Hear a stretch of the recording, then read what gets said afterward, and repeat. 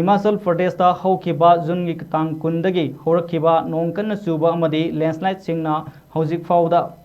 अपुनबा मियोय हुंफुमापल लैखिद्रे लोइनना मियोय श्यामगा तरा हेना असोगफन नंगनख्रे अमदी स्टेट अदुदो लुपा कोटी लिसिंग ngakpigani satret hena amang ata oikre hairi landslide ga loinana nonglei nungshit na maram oiduna hojik phawbada mioi nifu hena thiba khangdana leiri loinana pau asina makha tara hairi जुलाई की तारीख 3 फाउबदा अकनब नोंग चुबगी alert लेरी हिमाचल प्रदेश की chief minister Sukhinder Singh सुखुना फोंदोखिबदा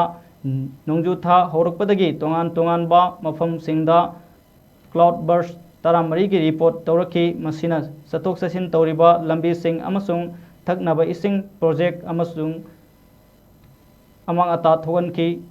मफम कयादा electricity department कया अकाइबा पीखी chief minister ना हाइकी मदुदी महाकी government ना disaster असिना सोखलबा इमुंग single लोइनना लेपली अमसुंग news agency